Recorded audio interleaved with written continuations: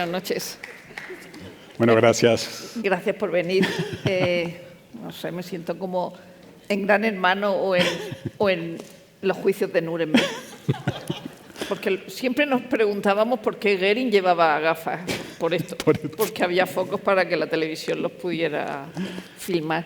Bueno, lo primero que queremos decir los dos a la vez es que la palabra glamour no nos gusta. No sabemos por qué la Real Academia lo admitió, es decir, lo admitió viniendo de Francia, pero venía del inglés. Y lo admitió como españolizándolo, y entonces la única discusión que tiene la Fundeu es si se escribe glamour o glamour. Sí. Y si aceptamos la palabra americana glamoroso, que no.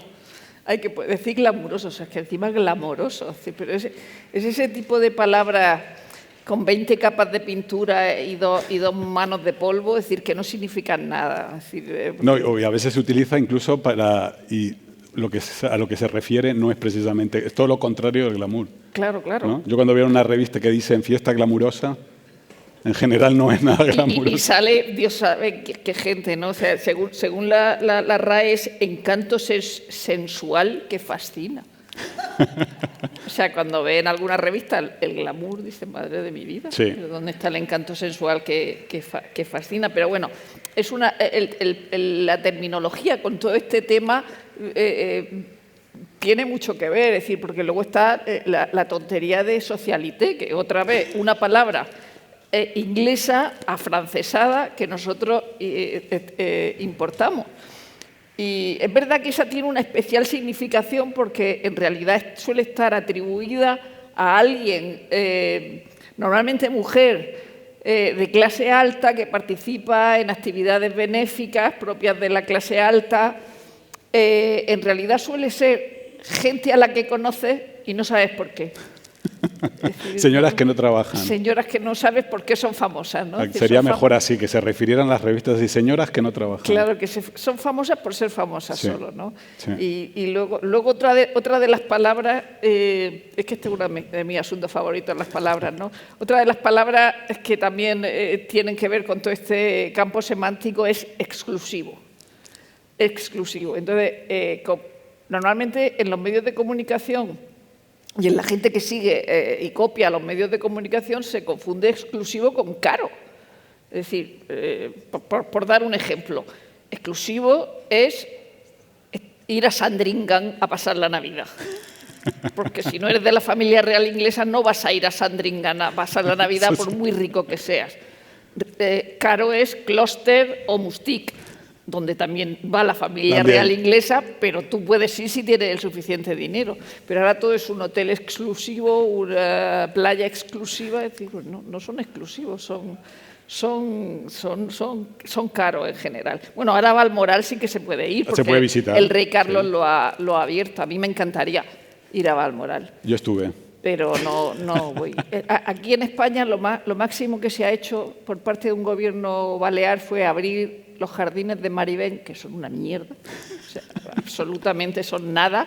Es lo más cerca que ha estado un gobierno balear de implantar la guillotina, pero de verdad que no. ¿No te van a invitar en verano al saludo de los Reyes ahora? No, eso he ido muchas veces, pero es que por eso sé que los jardines de Maribén, cuando vas subiendo todo ese tramo hasta arriba, no tienen ningún interés. Total. Pero bueno. Sí, yo creo que más que hablar de glamour y democracia, queríamos hablar un poco más bien de los resortes de la frivolidad, cómo la frivolidad es funcional a la democracia y también a las dictaduras, porque también hablaremos de cómo la prensa rosa y el cotilleo y el título, el glamour, puede también incluso ayudar a sentar regímenes totalitarios, ¿no? Pero vamos a empezar por la democracia, ¿no? Y sobre todo vamos a empezar un poco con la transición, ¿no? La transición española, cuando vuelve la democracia a España y cómo la prensa del corazón, que en los 80 ya estaba, pues vendían cientos y cientos de miles de ejemplares todas las revistas, o La Lectura, Semana, pues cómo esas revistas ayudaron, ¿no? a promover, a publicitar a lo que eran en ese momento las nuevas figuras de esa democracia, que uno era el rey, el jefe del Estado, y luego el presidente del gobierno, ¿no? Es verdad que los que entonces se llamaban príncipes de España, porque nunca se llamaron príncipes de Asturias, se llamaron príncipes de España, sí que eran figuras absolutamente normales en el Ola, es decir, con Franco o sin Franco, es decir, sí, podían estar en el Azor o jugando al golf o lo que sea, o solos absolutamente, porque ellos también viajaban por España solos, pero es verdad que en el caso de Adolfo Suárez sí que se da a conocer a una persona que es medio conocida, porque es un político secundario, sí.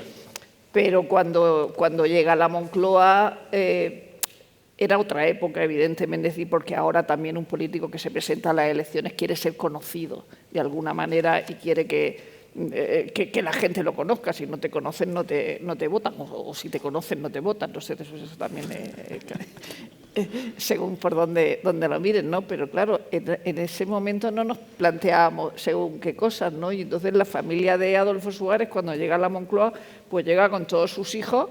Luego Calvo Sotelo llevaría más hijos todavía. Pero en el caso de los hijos de Adolfo Suárez y de Amparo Illana, es decir, eran personajes absolutamente familiares para todos, es decir, porque salían, porque se exhibían, se fotografiaban, entraban en las revistas, sí, dentro, es decir, claro, el archivo de Ola es una maravilla, es decir, el archivo de todas las revistas, pero claro, Ola es especialmente, vemos por ahí a Amparo Illana y Adolfo Suárez, muy gracioso porque creo que dice, he leído, antes se quejaban de que no había elecciones, dice, y ahora de que hay muchas. Claro, los primeros años de la transición y la reforma política, constitución, elecciones generales. No, y de hecho la primera entrevista, durante la campaña del 77, la primera entrevista que dio Adolfo Suárez en campaña fue a la revista Hola, lo cual generó en Diario 16 y en toda la prensa del momento muchísima crítica, porque decían cómo Adolfo Suárez, su primera entrevista en campaña, es a Hola, pero claro, él sabía dónde estaban los lectores, que era el público femenino, que también necesitaba ese voto, y de hecho en parte ganó las elecciones porque proyectó una imagen familiar posando en la Moncloa con su familia, y de alguna manera eso sirvió un poco para conquistar pues aquellos que lo miraban con muchas dudas, ¿no? Porque lo veían como un traidor al franquismo, y muchos demócratas que también, o sea, no le gustaba a nadie, ni a los franquistas ni a los demócratas, a Adolfo Suárez. Y también esa entrevista del 77 fue para hablar un poco, ¿no?, de cómo se mezcla la frivolidad con las cosas importantes. En parte también él dio esa entrevista un poco porque en esos momentos circulaba el rumor de que él estaba saliendo con Carmen Díez de Rivera, que era la jefa de su secretaría, como la jefa de su gabinete. Entonces, él habló incluso, ya en esa entrevista en el 77, habló de bulos, de desmentir bulos, para que nos hagamos una idea. Eso ahora que no lo ha hablamos, inventado nadie ahora. el bulo no está inventado ahora. Entonces, esa entrevista, claro, él habló y su esposado familiar no era solamente para darse a conocer a los votantes, sino un poco también para desmentir esos supuestos bulos. Sí, luego siempre se ha dicho que Amparo Illana no estaba muy como Melania. No, de hecho, no estaba muy contenta en la Moncloa, es decir, no le gustaba esa exhibición y de hecho la antigua secretaria, la Celis, la que ha sido secretaria tantos años en la Moncloa, decía que la reina Sofía la reconfortaba y la animaba, y dice, bueno, mira, te aguanta, que no pasa nada, que esto es... Que sabía la reina Sofía, ya sabía. La reina sabía de qué iba la vaina, ¿no? Y entonces la apoyaba bastante en Sí, de hecho, cuando Adolfo Suárez lo hacen presidente, Amparo estaba de vacaciones en Ibiza sola, o sea, estaba Adolfo Suárez en Madrid con sus hijos, Amparo en Ibiza, y tardó 3 días en llegar a Madrid y volvió en barco, no en avión. Y cuando le preguntaron a los periodistas, Amparo, ¿por qué no vino más rápido a acompañar a su marido? Ella dijo, es que me da miedo volar. Pero me parece muy bien. Era una buena respuesta. Pero sí, las primeras damas part-time no es algo tampoco nuevo. O sea, no es Melania la primera. No es Melania la primera.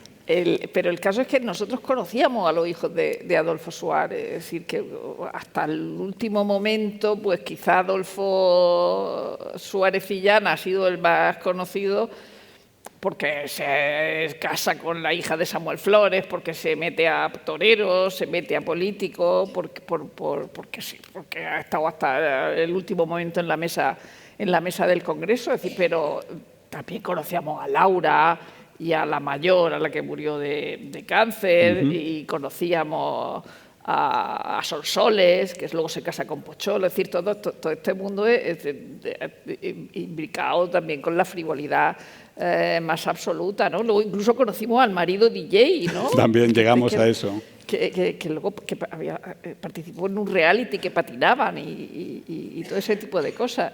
Y al otro hijo, que entonces era como un gafotas, con ese le ha pasado como al hijo pequeño de Aznar, que lo veías como así como un gafotas, como el feucho, y luego se convirtieron en tíos buenos. Los dos. O sea, Alonsito Aznar, de verdad que cuando lo veías decías, pero ¿y este niño con cara de tonto? Y ahora va como de macho man, no sé. Ya, pero es verdad que en la transición los hijos, los menores, ¿no?, eran utilizados en las campañas y de hecho eran un capital valioso porque servían para reflejar esa imagen de familia y de unidad, y era o sea, no se discutía que los menores fueran utilizados para las campañas, algo hoy impensable, ¿no? Porque de hecho... Claro, no para las campañas ni para ninguna otra cosa. Ni del presidente Pedro Sánchez, ni de los presidentes anteriores, ni de Rajoy, no conocemos absolutamente nada sobre las vidas de sus familias, e incluso si se publicara alguien algo sobre la vida de sus familias sería casi como un escándalo. Bueno, en el caso de Felipe González, porque quiero decir que no es que porque unos fueran de derecha o de centro y otros de izquierda, es decir, en el caso de Felipe González también conocíamos perfectamente a Carmen Romero, a David, a Pablo y a María, es decir, a los tres hijos los vimos crecer, y si María hacía una función de ballet, la veíamos igual que veíamos a la infanta Cristina tocando el piano, es decir, era normal que no solo que hicieran posados para el Lola o para la revista, sino que se diera cuenta de sus actividades. Sí. En el caso de Aznar ya la exhibición es absoluta. Por un lado, Ana Botella se retira de su trabajo para dedicarse a la familia y a ser solo la mujer del presidente del gobierno, es decir, que ella era funcionaria como él, o sea que ella podía haber seguido trabajando. Bueno, Carmen Romero sí que estuvo en el instituto, siguió en el instituto, ¿no? Es decir, pero toda esa gente la conocíamos. Y es verdad lo que dices de los menores de ahora. Hay un momento fundamental, y es cuando Zapatero, es decir, bueno, los hijos de Rajoy, bueno, te sabemos algo porque, bueno, sabemos que tiene 2 hijos, de hecho a Rajoy lo hemos visto casarse, o sea que fue un señor que se casó muy tarde. Pero en el caso de Zapatero, en el 2004, 10 Minutos publicó una foto de la familia de vacaciones en Menorca y se veían las niñas perfectamente. Y se monta un pollo tremebundo porque además no estaban pixeladas en absoluto y se las reconoce muy bien. Y entonces Zapatero montó en cólera y exigió a 10 Minutos que retirara las fotos y a todo el mundo que no publicara fotos de su hija, y de hecho 10 Minutos pidió perdón. Pero claro, luego llega 2009 y se produce la hecatombe en la Casa Blanca. Ese momento, o sea, en que se paralizó España. Se paralizó España. Es decir, yo creo que esa mañana no trabajamos nadie. Estábamos todos, pero has visto a la hija de Zapatero y además. Y entonces, de Celis, la secretaria. Que además en ese momento la gente se reía mucho, pero yo creo que hoy sería hasta guay. O sea, hoy es guay esa estética. Yo si viera hoy a un presidente bueno con sus hijas estética gótica, me parece guay. O sea, hoy me parece guay. Hace 10 años la gente estaba como no entendía nada porque todavía también había una imagen, ¿no? Como que parece ser que la familia presidencial tienen que ser todos... Es que tú las tienes ocultas, no las enseñas, y cuando las ves eso, que además fue cosa de la Casa Blanca. Es decir, la secretaria de Celis dice que ha escrito varios libros sobre su papel como secretaria de presidentes del gobierno. Dice que, o sea, el presidente Zapatero tenía la asamblea de la ONU, una invitación de la asamblea de la ONU, una invitación de Obama en Nueva York, y entonces las niñas se empeñaron en ir, cuenta la secretaria, es decir, las niñas se empeñaron en ir. Y entonces ella misma dice, hombre, yo creo que, bueno, se empeñaron en ir, pero les tuvo que decir que se vistieran de otra manera para ese momento, ¿no? Y entonces creo que las fotos estuvieron 1 hora y media en el servidor de la Casa Blanca, solo 1 hora y media. pero claro, recorrieron el mundo. Ya existía claro, Twitter también. Ya existía Twitter. Sí, ya existía Twitter. Pero bueno, ese día es verdad que no trabajamos. Pero no es solamente, yo creo que hoy son tabús en esta hablamos, ¿no?, de estas estrategias funcionales a las democracias, los menores hoy, sino las mujeres de los presidentes. Porque hablando de Carmen Romero, por ejemplo, en el 77 ya en campaña, por ejemplo, Carmen Romero dio una entrevista en Hola y para que veáis también el tono y el tipo de preguntas, se le preguntó qué era la mentira más grande que se había contado sobre Felipe. Y ella contó en Hola, Carmen contó que le había molestado mucho que dijeran que era pariente de los González Vías, de los bodegueros jerezanos, que no conducía un Mercedes-Benz y que no tenía un chalet de 15 millones de pesetas. Entonces el periodista le dice, ¿y sobre la querida? Porque se decía entonces que tenía de querido una aristócrata sevillana, dijo, eso pregúnteselo a mi marido. Y a mí eso me parece maravilloso, o sea, para que veamos con la naturalidad también, ¿no?, que no solo las preguntas, sino las respuestas de los personajes públicos y cómo las mujeres de los candidatos y todo también lo daban todo en campaña, ¿no? Sí. Era parte del trato que tenían que... Y les parecía normal. Y en el caso de Hola, tú lo sabes mejor, antes de llegar la boda de Ana Aznar salía habitualmente en el Hola, ¿no? Y Ana Botella tenía como una portada anual, en la que decía, primer año en Moncloa, segundo año en Moncloa. Había una portada anual en la que hacía balance de ella como si fuera el presidente del gobierno. Pues esta señora es la segunda dama de España. Ha dejado su vida por ello. Eso a mí me hace gracia porque eso lo comparo con el archivo de Hola. En el archivo de ABC, la rubia que más sale en el archivo de ABC es Leticia Sabater. Leticia Sabater. Pero debe ser porque porque es de la época de tenía Ansón. Debilidad por... Entonces Ansón tenía debilidad por Leticia Sabater. Entonces cuando ve el archivo de ABC dice, ¿pero por qué sale Leticia Sabater tanto? Si podía salir Carmen Díaz de Rivera, pues no sale Leticia Sabater. Leticia le debía mucho a Ansón, así es. Sí, está mucho ahí. Pero mencionabas la boda yo creo que la boda de Ana Aznar fue precisamente un punto de inflexión muy grande en lo que es este juego que había entre la prensa de Rosa y el poder. Y yo creo que a partir de esa boda, en la que casi no quedaron invitados, que no fueran llamados a declarar, imputados o ya condenados. Yo creo que Julio Iglesias. Julio Iglesias, porque vive en un paraíso fiscal, entonces nadie puede llamarlo a declarar. Pero claro, esa boda sí marcó un cambio, ¿no? Claro, el poder ahí se acercó demasiado a lo que es la frivolidad. Y claro, luego descubrieron que quizá no era tan bueno que sepamos tanto lo que hacen, con quién se casan, dónde, qué comen, cómo se visten. Y yo creo que a partir de ahí ya la política empieza un poco a alejarse de lo que es el mundo de la prensa de corazón. Hoy sería impensado que un político diera una entrevista a una revista de corazón o a un programa de corazón. Bueno, lo que pasa es que lo hacen de otra manera. Es decir, el año pasado cuando Pedro Sánchez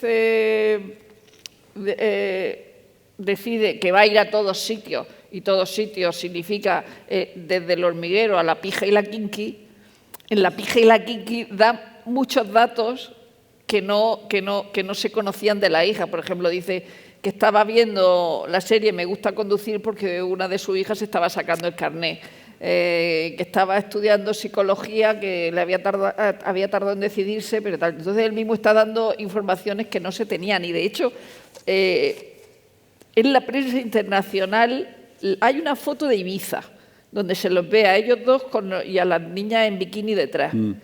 Pero luego hay en la prensa internacional la que lo publica. Hay un viaje, hacen un viaje a Marrakech y entonces la prensa marroquí publica el viaje y publica imágenes de ellos y de las niñas. Y Pedro Sánchez se sorprende de que tenga interés en unas vacaciones suyas. Y luego en La pija y la kinky también, sobre los bulos, le dice que su hija le dice, no, oye papá, eso no es así. ¿Y dónde lo has leído? Dice, en TikTok.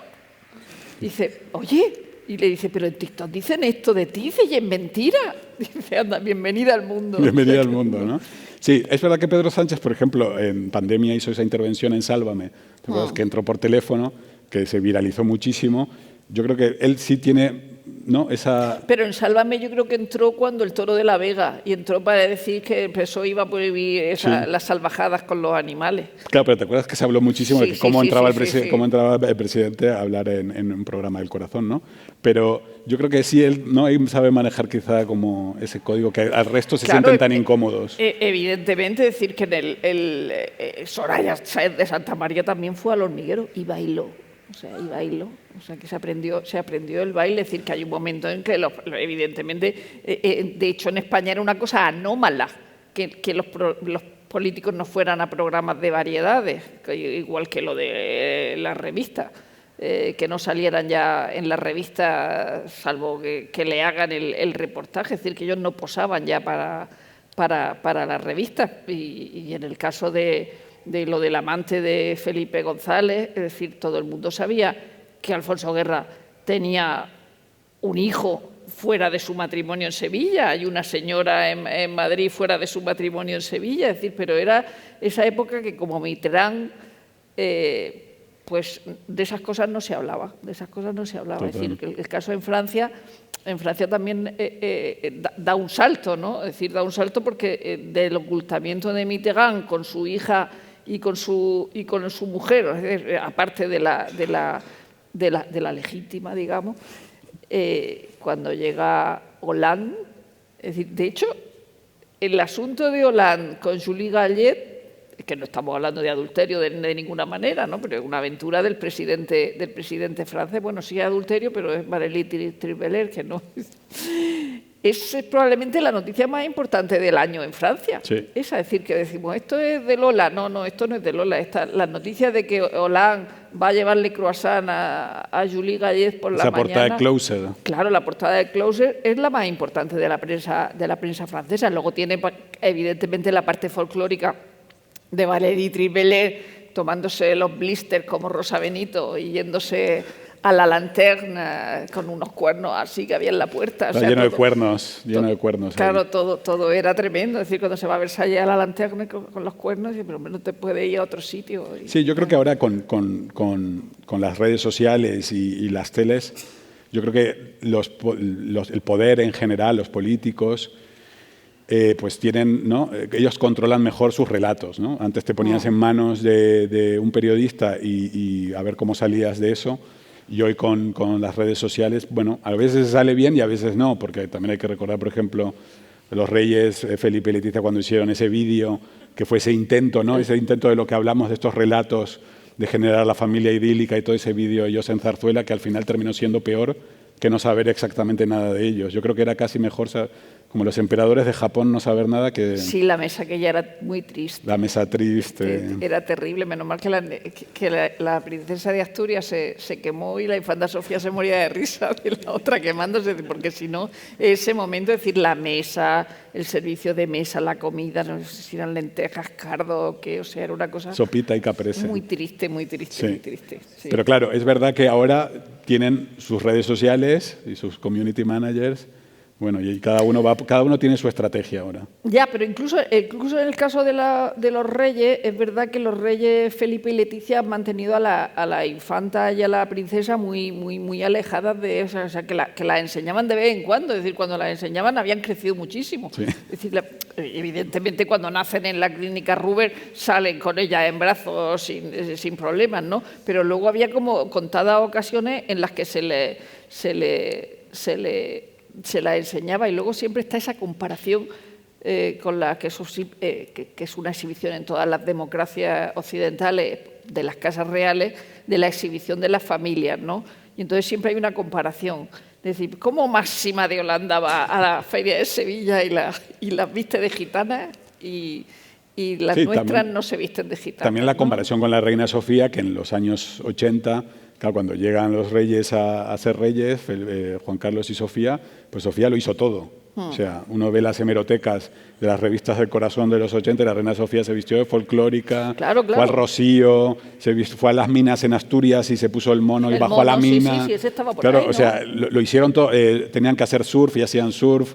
las vimos haciendo todo y ahora no sabemos. No, claro, y te vistes de valenciana, y te vistes de asturiana, y te vistes de todo. Es decir, pero claro, yo lo entiendo. Si yo Ya no fuera es compararla con Máxima, sino compararla Claro. con la antecesora. Ya, ¿no? pero si yo fuera Leticia tampoco me vestiría. O sea, yo a ella la perdono y la entiendo. ¿eh? No sé, yo no veo ese momento de vestirse. Sí, pero es verdad que hay muchas comparaciones y, bueno, a mí, en ese sentido, para mí los favoritos son los nórdicos. Sí, los nórdicos que se ponen ese traje folclórico. No, hay muchos. Para Sí. muchas ocasiones diferentes. Es decir, tienen 120 y pico trajes Claro, regionales. el otro día cuando la boda con el chamán, de Marta Luisa con el chamán, que esa es otra. Pero esos no eran trajes regionales. No, pero la familia sí llevaba... No, el chamán y Luisa no se... Iban mal llevaban vestidos y ya está. Eran horribles. Eso no es glamour. Eso no es glamour. Sea lo que sea el glamour, no Claro, es. no, pero, Pero la familia sí iba vestida con los trajes esos. La familia real iba vestida con traje de regional. bailar jota. Exacto. Sí. Jotas noruegas. A mí me gusta reconectar con... Sí, hoy en día, ¿no? Que reivindicamos nuestras tradiciones y... No, sí, a mí me gustaría que se vistieran de algo, pero no se visten de nada, no sé. Por eso nos gusta tanto la princesa de Asturias de militar. Sí. Porque es la única vez en que se ha vestido de algo. Pero no es un disfraz eso. No es un disfraz, no. O sea, yo lo que más ilusión me haría es ver el vestidor de uniformes del rey. O sea, ¿cuántos uniformes tiene ese? Como Batman, ¿no? Todos iguales. Pero todos iguales, no, porque tiene ese de campaña. El otro día cuando fue a Valencia era uniforme árido. Bueno, árido. está bien, muy propio para... Era que era algo así como de camuflaje. Y es verdad que la princesa de Asturias ha dado un gran impulso a la imagen en la revista vestida de uniforme, sin ningún lugar a dudas. O sea, Sí, eso porque que al final... dice que vaya siempre vestida de uniforme.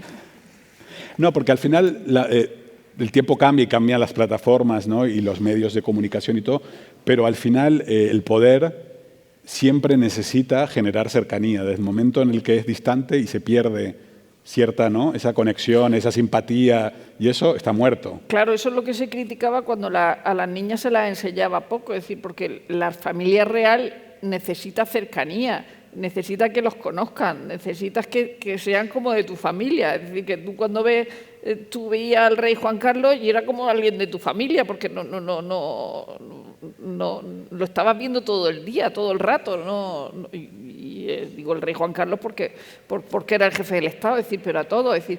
Y también salían los niños, ¿no? Es decir, yo me acuerdo perfectamente de todas esas imágenes del príncipe Felipe con el car por Zarzuela Sí. y el rey corriendo detrás del car, incluso en los primeros mensajes de Navidad, que luego yo lo echaba de menos. Así cuando yo era pequeña me gustaba que los niños salieran en el mensaje de Navidad, pues salían así como sentados como en el suelo y tal. Luego ya dejaron de salir. Era como cuando en el 1, 2, 3 en Navidad eran niños los que iban a concursar, que era el que más te gustaba, ¿no? Pero ni en los Christmas salen los niños. Sí, no, ya nada. Ya nada. Ni de los padres ni de los... De ni nadie. los Ya hijos, los de Christmas, nadie. los Christmas navideños de Zarzuela ya son abstractos.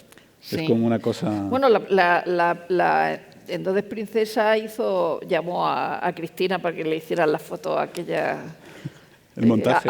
A Rodero, sí. Ya. No, el montaje no, hombre, las fotos que hicieron oficiales. Hablando de bulos. A Cristina García Rodero, o sea, Sí. ha sido un buen gusto a la hora de elegir al fotógrafo. Sí. Las que no hemos visto son las del BBVA, ¿no? Todavía. El Banco de España todavía no... La de- El retrato de la- Leibovitz todavía no. Esa no la hemos visto todavía. No, está ahí están con el Photoshop ahí. A ver si van a tardar tanto como el retrato de los reyes. El de Antonio López, el que hizo Antonio 25 López. años. 25 años, ¿no? 25 No, pero mucha gente que dice tener alergia a la prensa rosa porque dice que eso no es una cosa que merezca abstención. También es importante, por ejemplo, yo siempre menciono el caso, por ejemplo, del rey Juan Carlos y su abdicación, que fue básicamente por una noticia tan rosa, ¿no? Como estar de cacería con un amante en Botswana. Sí, Quiero decir sin que no era duda. por una cuestión, no fue por por sus sociedades y sus cuentas bancarias en Suiza, ni fue por... ¿no? No, en absoluto. Fue eso por ha una venido cuestión tan después. sencilla como tener un amante, fue ser pillado... Bueno, se trata de que todo el mundo lo sepa. Es decir, una cosa que sabía mucha gente, de pronto todo el mundo lo sabe. Claro, cuando tienes un accidente y tienes que volver en un avión, pues todo el mundo se entera de que ha estado en Botsuana con Corina, de que existe Corina, de que la misa de Pascua en Palma es un paripé, evidentemente era un paripé, ese momento en que termina la misa de Pascua y se va a Botsuana, pero bueno, siempre... Sí, pero esas noticias rosas, ¿no? Es una noticia tan rosa como eso, precipitó sí, sin esa duda. caída y ahora mismo, ¿no? Con Bárbara Rey también, cómo se habla, ahora cómo lo de Bárbara Rey ha ayudado a hablar de otros temas del rey Juan Sí, Carlos. porque es verdad que había cosas de las que no se hablaba y que ahora se habla. Y volvemos otra vez a eso, todo el mundo lo sabía. Es decir, sí, todo el mundo lo sabía. Bárbara Rey lo negaba siempre cuando se lo preguntaban, cuando iba a algún programa del Corazón y le preguntaban, y decía, vamos, cuéntalo tú si lo sabes, yo no sé de qué me estás hablando. Y es verdad que nadie lo contaba porque había como una especie de pacto de silencio y de esas cosas no se hablaban. Ahora se habla de todo o no. Sí. Y también vuelve a haber otro pacto de silencio, pero Con el poder actual. Claro. Es decir, que no, tampoco nos vamos a decir que ahora se habla de todo porque no es así. No se habla con la misma libertad. Y al principio habíamos dicho que íbamos a hablar no solo de cómo funciona la frivolidad y cómo ayuda al poder en la democracia, sino también en la dictadura, y las revistas del Corazón fueron absolutamente funcionales en la dictadura franquista. Sí. Hay cientos de portadas de todas las revistas que todavía llegan a kioscos en las que aparecía Franco como un abuelo idílico, Franco cazando, Franco pescando, porque además... Franco a caballo con todo detrás. Porque además era el mejor en todo para la prensa. Sí, cazando, pescando. Él siempre era el mejor según la prensa Azor. rosa. Hay una cosa muy curiosa que supongo que, desde luego, no creo que esté en la memoria histórica, en la ley de memoria histórica, ¿no? Pero hace poco el Ola ha cumplido el 80 aniversario, ¿no? Y entonces ha hecho un número de eso impresionante y además como haciendo portadas antiguas, recreándolas con, o sea, la cara de Rocío Dúrcal, y entonces otra persona hacía de Rocío Dúrcal y recreándolo, y entonces saliendo la gente nueva y la gente de toda la vida. No sale ni una Franco. O sea, cuando hay 200.000 portadas de Lola, con Carmen Martínez Bordiú, con Mariola Martínez Bordiú, con Cristóbal, con Francis, con Arantxa, es decir, era normal que salieran en la revista. Bueno, la primera exclusiva de una boda en España, el concepto de exclusiva de boda fue la de Merry Martínez Bordiú con Jimmy. Claro. Esa fue la primera vez que un famoso cobra por vender su boda, ¿no? Por vender las fotos de su boda. En el fondo, y no sé si me voy a explicar bien, los francos son nuestros Kennedy. Es decir, los Kennedy no son gente buena, ¿eh? O sea, traficaban con alcohol. Voy a aclarar eso. Es decir, Joe Kennedy era un personaje malvado. Es decir, probablemente John Fitzgerald Kennedy también. No tenemos que venirnos al chiflao antivacuna, nuevo secretario de salud de Trump, ¿no? Al hijo de Robert Kennedy. Es decir, pero hay que decir que los Kennedy hicieron su fortuna contrabandeando alcohol. En la época de la ley seca, así empezó la fortuna de los Kennedy. Y mira, Edward Kennedy, que era el pope del Partido Demócrata y tenía su muerta en Chappaquiddick, ¿no? Es decir, que no estoy diciendo que los Kennedy sean buenos y los francos sean buenos, sino que los francos... estéticamente y como familia era lo más parecido que teníamos a los Kennedy. Es decir, ver a Carmen Martínez Bordiú, que es la que más ha salido, ver a Merry, que tenía una pinta extraordinaria, Mariola, que luego desapareció, una pinta extraordinaria. Es decir, que era gente a la que daba gusto ver en la revista. Sí, lo interesante es cómo después de 40 años de franquismo, muy rápido, la prensa reemplazó muy rápido y casi sin trauma alguno lo que eran los Franco, que fueron durante 40 años, sirvieron como esa primera familia de España, por los reyes y su familia, y entonces reemplazaron el rey Juan Carlos y Sofía, que durante el franquismo salían, pero muy discretamente, porque nunca podían robarle el protagonismo a Franco y a Carmen Polo, sino que había ahí una tensa amistad, ¿no? Como diría Lola, una bonita amistad.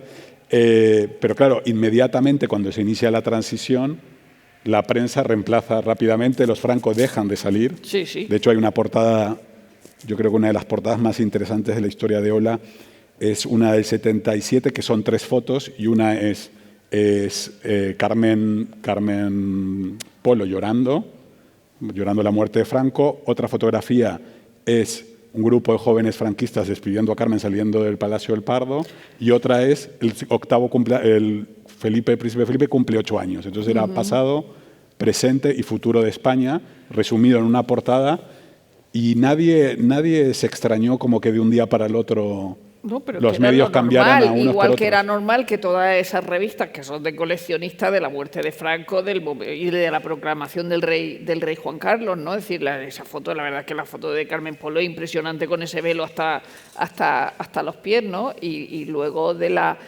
proclamación y claro, venía gente del extranjero, pero no demasiado, se tuvo que negociar mucho para que viniera Valéry Giscard d'Estaing.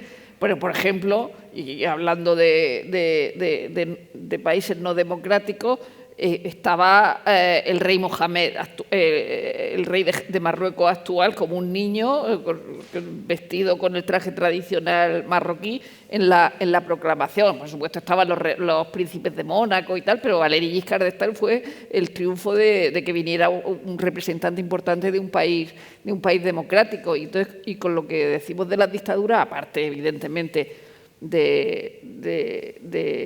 los francos, estaba Imelda también, y Imelda Marcó era un personaje habitual en la bueno, y el de Shah de Persia, el Shah de Persia sin duda, Soraya. Todas las grandes figuras de las satrapías del mundo en la historia de la prensa rosa eran los protagonistas de las portadas durante décadas, algo que hoy sería lo que sería un motivo de cancelación durante décadas, no solo en España, sino en el mundo entero. Lo que consumía la gente cuando consumía prensa rosa era sátrapas.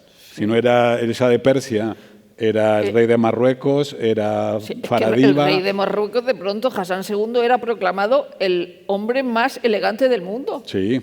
Bueno, Norte de Jordania. Quiero decir que todos países donde... Bueno, y en el caso del Shah, no solo salía mientras estaba en el poder, sino que cuando Jomeini llega y el Shah empieza su exilio enfermo por todos los países, las revistas españolas lo están siguiendo desde la isla Contadora a Egipto, a donde demonios estuviera. Van siguiendo a la familia. Y hasta el día de hoy. Claro. O sea, tú no compras Point de Vue en Francia o Paris Match y sigues sabiendo Faradiva y sigue. Wow. Sí, pero que se le arrodillan.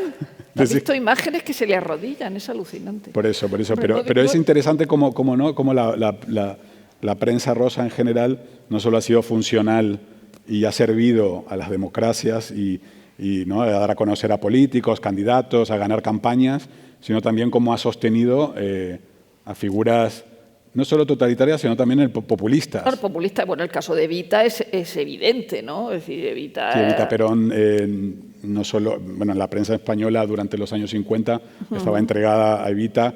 Hay que recordar que, por ejemplo, se hacía sus trajes en Christian Dior en París. Entonces, era una mujer elegante, glamurosa. Ahí yo creo que sí. Yo no sé si se decía entonces. No, pero sí tenía garbo.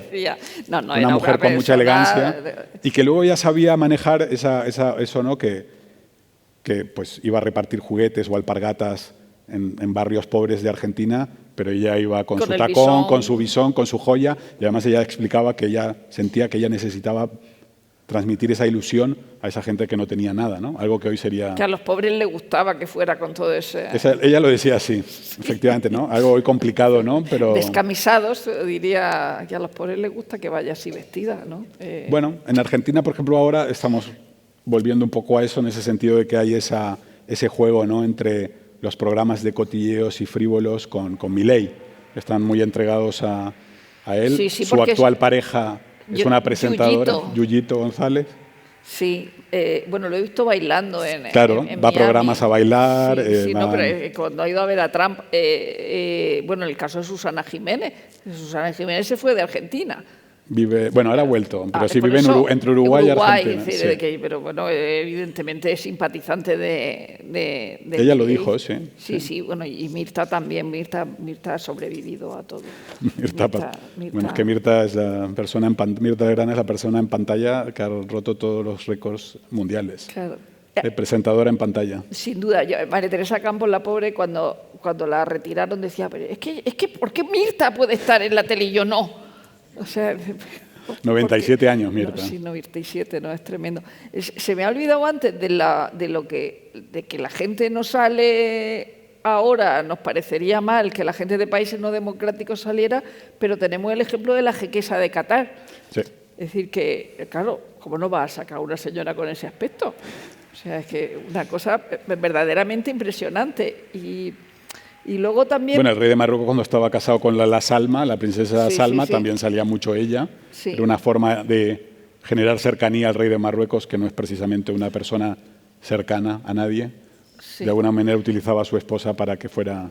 Ahora solo sale él y el hijo. La hija sale muy poco, sí. Rarísimamente. Y sin embargo, en la época de Hassan, todas las hermanas eran habituales también de la revista, la Salma, todas las Lalas, porque Lala significa princesa. Entonces empieza a decir princesa Lala, no diga princesa Lala que te está repitiendo, pero sí es verdad que entonces salían más que ahora. Es decir, que el propio rey actual ha restringido más allá del heredero la visión de su familia. Pero bueno, luego... y en Jordania, Raña de Jordania es el gran escaparate de Jordania. Nadie sabe mucho más de Jordania, yo creo. No. En general, el público en general lo que sabe de Jordania es gracias a Raña y su marido se prodiga muchísimo menos en los medios de comunicación.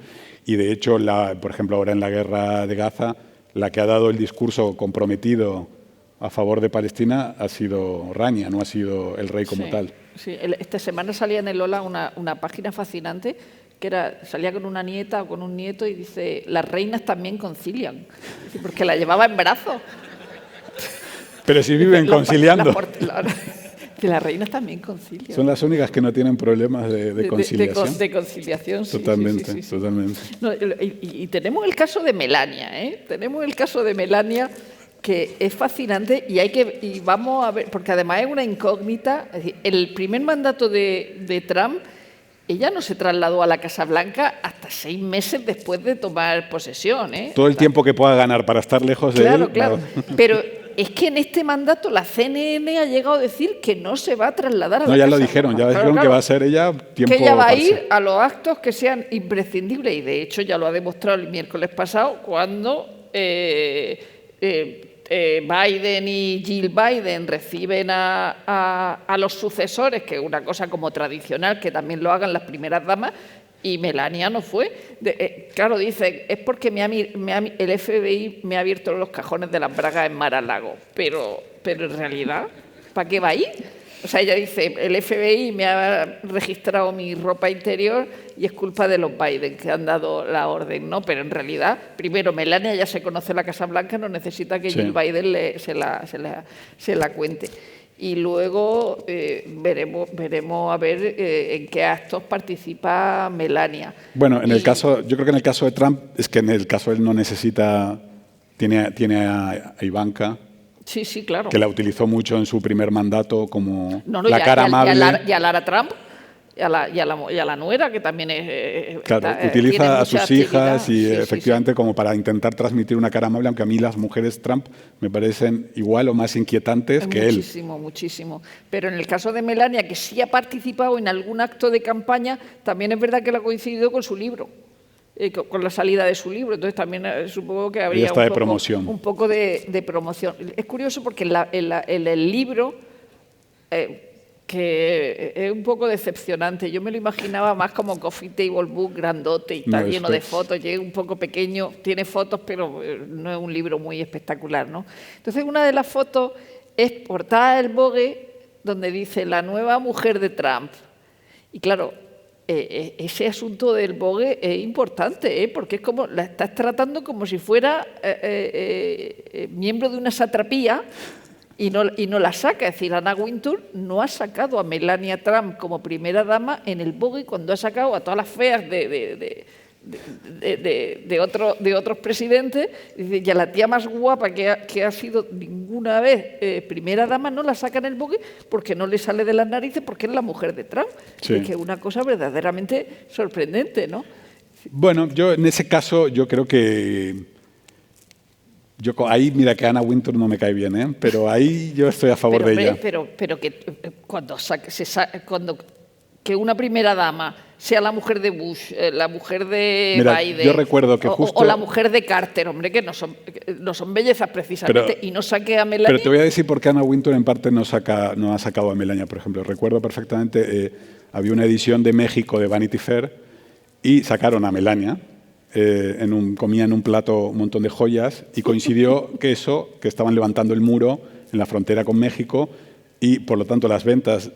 Eso fue la muerte de Vanity Fair México, dejó de venderse la revista.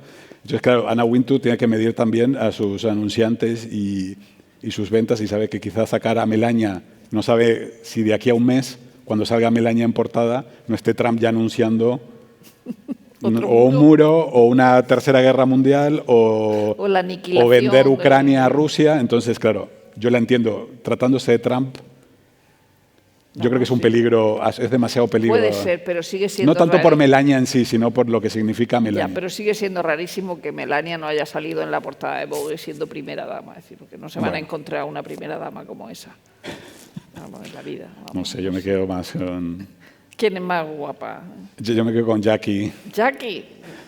Esa está sobrevalorada, Jackie. A mí me gustaba Jackie. No sé. Los Kennedy eran muy malos. Eso es verdad, eso no te miente, eso es toda la razón. Sí, no. Pues yo creo que ya hemos terminado. Sí, bueno, había la pregunta esa que no podemos claro, porque responder, ¿no? la pregunta era si la democracia necesita más glamour. Yo creo que no. Glamour como tal no necesita. No. Y si el glamour necesita más democracia. Sí. No sé, tú, no Rosa. sabemos responder. Es que yo no sabría ni responder. No sabemos qué significa. Como no estamos a favor del glamour como tal, no queremos que se no. democratice mucho. Casi que si se muere el glamour, mejor. Sí, ¿no? sí. Yo creo que así podemos terminar ya. Sí, que se muera el glamour. Que se muera el glamour. Que se muera el glamour. Gracias.